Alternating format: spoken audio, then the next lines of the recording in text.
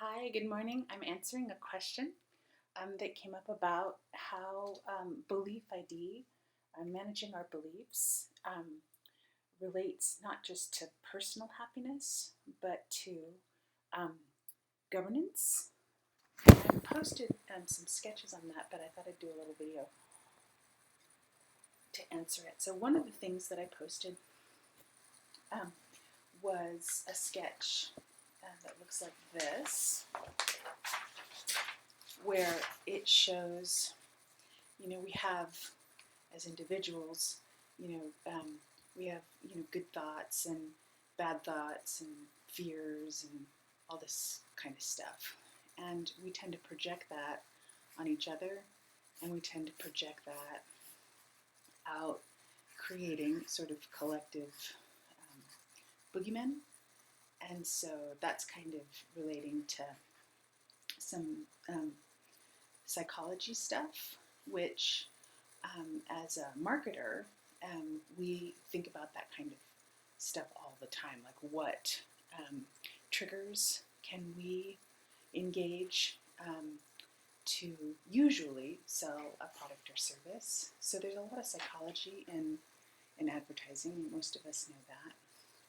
I did another sketch of that and posted. This is a different view. So in this case, this is us as human beings with our belief ID, which a lot of us aren't even aware of how many influences are coming in that form our IDs. So when we're unaware of that, and especially collectively unaware of it, what's happening is fears start to build up, shadow forms, and that prevents us from connecting to source. So this is one view. This is another sketch that I had done where I was contemplating the differences in spiritual traditions. So one of the things that I am working on personally as a sanctuary wayfinder is connecting with people who can teach us about different traditions, so that, in this case, I've got us here and source here. In this case, I've got source here and us here, and this is more of a funnel shape. But I've got certain traditions running this direction and other traditions running this direction. And the idea here is that, if we've got a lot of karmic garbage, what I was trying to reconcile here were traditions between monotheistic and what we, call sometimes more Eastern traditions. So the idea of karmic garbage getting in the way means that if you were, trying to be, a person reaching source, a person trying to reach your greatest happiness, what you're going to do is, what's going to happen is, in this view, you're going to run into a lot of karmic garbage, because it's not just about you. And so one of the things that I kept struggling with personally was that a lot of our spiritual teachings have to do with, and this is somewhat pop culture as well, but just the individual. And what we don't do is talk about how we are in relationship to one another. And it's not just a feel good, oh, isn't it nice to all be together kind of thing. It's actually a question about governance, and that's how I came into working on governance design. Because this poor little guy can do everything right. He's meditating, he's, and I'm gonna reference the Freud stuff, just because there's lots of different models that we can use just to in our wayfinding, in our moral compass, trying to look for ways of managing the chaos of our world and organize it in such a way that we can, reduce this layer in this sense, or in this sense, get rid of that shadow boogeyman, so that we can get to source. So anyway, I was trying to reconcile those apparent contradictions, which I don't actually believe are. So this little guy's doing everything right, but he doesn't stand a chance. I mean, there's this cloud cover. So we've talked about that as well in another video. So we're basically just doing another drawing of the same idea, just for clarification's sake. So in this case, I'm going to put source here. And the work that I've been doing personally as an exploration became, Pinup's Presidential. And I was working with dance, which is not a discipline I'm actually familiar with. But for fitness' sake and for sensuality, sexuality in a really true and pure form, not sort of pornographic, not sort of trying to live up to expectations of beauty ideals which change, from culture group to culture group, and they've changed century after century. So what is considered beautiful in one era and one culture group is very different. And so, if you've gone through an experience, like I had been with a divorce, where you're trying to sort of put yourself back together, I was working with the mirror. So if we were to play with the idea of, the soul's journey, and there are a couple of different models of that. So source, energy, light. So if there's truly this journey that comes from this, all-knowing source, infinite source, when we come into this physical manifestation, look, here I am. So when I start to look in the mirror at myself, which is our Belief ID dashboard,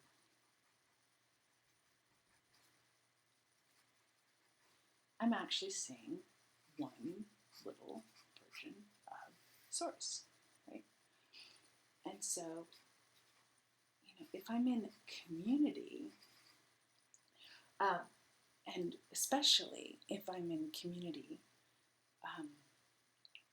where we start to build relationships based upon, hey, I see the same thing. This I have done in another drawing where I was using trees and span, If we go this direction, we go id, ego, SuperEgo, and then we get into the collective stuff. And that's the governance bit. So, if I'm looking in the mirror, self-reflection, and I'm seeing certain values, and then I'm connecting with people who are also seeing those values, what's happening is we become greater spans to reflect that light back.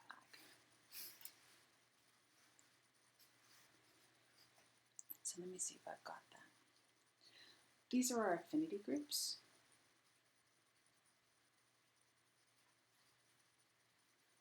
So that's why seeing ourselves and then sharing what we see. So I find this valuable about myself.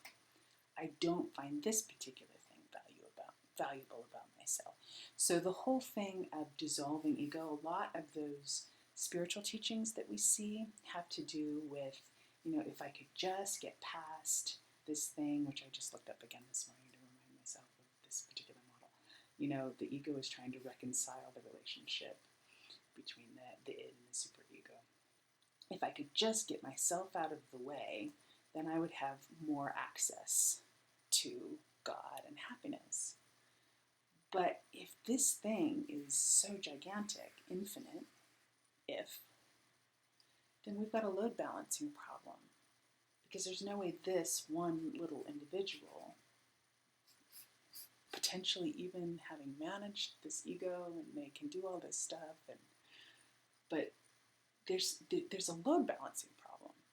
So the more that this happens, the more we connect together, the more light and then we have APIs. Here's the API between this particular body and this particular body. So now we've got this ability for light to enter in to the world in a way that will bring us so much more happiness, so much more of the things that we want. Pulling that shadow down. So this is just another illustration of stuff that I've posted before. Let me make sure if I've got everything in here. So we've got our affinity groups here, yeah. And so you can see how these geometries, and this is all of our social technology stuff. So our ability to connect with each other based upon, hey, this is what I see, and this is what I like about myself. So a lot of that ego training, and that's where the sacred sexy thing comes in, and there can be a zillion different versions. It's not just about sexuality, but sexuality is particularly important because it's a positive, life-affirming, reproductive activity, right? So when we see something that we're attracted to, it goes into auto function, right? And it's just, it automatically wants that thing. So instead of doing police work, trying to manage these parts of ourselves, or the collective part of ourselves, right? If we can tap into, and this is advertising, if we can get to the get of certain behaviors so that people just go into autopilot. So without letting this thing run amok and get out of control, which it can, right? In group, we don't want to set people on fire so that anybody's endangered. But the idea of feeling sexy and vibrant and healthy and lovely, whatever that means to you. And again, that's part of the Sacred Sexy program. It's just, that's changed people group after people group, century after century. So it's not about achieving some fixed ideal of beauty. It's about you being able to look at yourself in the mirror and like what you see. Because if you can look yourself in the mirror and like what you see and make adjustments, right? So it's not about saying, okay, I've got to own and overcome, the things that I dislike about myself. It's not about that at all. What it is, and that's sort of the secret law of attraction stuff, it's about looking in that mirror and saying, what is it that I really, really like about myself? What is it that I want to cultivate? And then finding people who like that same thing. That's the social technology. So that we're cultivating and curating what is good and valuable, the light, cultivating the light. So this group forms, and this group could, and what we like about ourselves could be anything from, physical beauty standards to just what makes you feel sexy and vibrant in terms of, the work that you do, the purpose-driven life kind of conversations, the friendships that you have, the interests, the mental activity that you're engaged in. There's tons of things that go into being able to look in that mirror and say, I like that person. I like that person. And we like the same values. And that light then gets reflected back and reflected all over the place. So that's why both the Pinups Presidential and the Sanctuary Conversations are a part of the platform, and this is the social technology piece that kind of puts it all together. So sorry about the shaky video. I think I'm shaking the cord here. Very, very high tech. I used to spend more time with digital media, and it's been remarkable that it's been by going completely off, and that was due to being hacked. I was actually hacked at one point, and the digital world became very unsafe, and that's why I was like, you can't even navigate in this world without a digital ID, digital citizenship, and that kind of stuff. And you can't citizenship. Let me finish that. it's imperative that we have that. I mean, it's the most basic thing for us to be able to do this stuff. And this is governance, right? Our ability to connect with each other, and our ability into bodies that connect into larger bodies, and then higher levels of application protocols or diplomatic protocols that allow us to live in harmony with one another and manage our resources on the planet, and I mean all this other stuff. So I mean everything comes down to our ability to control our digital lives. But remarkably, all of this thought stuff came from getting off of digital media and moving into this physical, real-world space, which translated into the neighborhoods, and seeing what's beautiful about the neighborhoods instead of seeing the problems, which a lot of times in our political conversations we're talking about problems, and our focus is on problems, not on what is life-sustaining, what do we like, and let's start building from there. So yeah, I hope that answered that question in terms of what is life-affirming. Because the more that we can harness what we do naturally,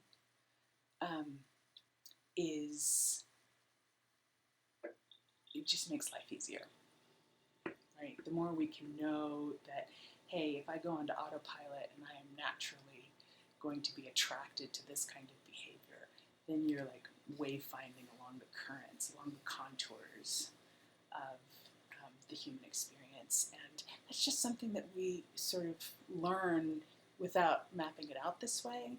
This is sort of what we learn when we do marketing work and advertising. There's a whole lot of psychology going on in that. So it's just interesting to be able to translate that thinking into new kinds of thinking about governance. So I hope that helps. And let me put my face in here.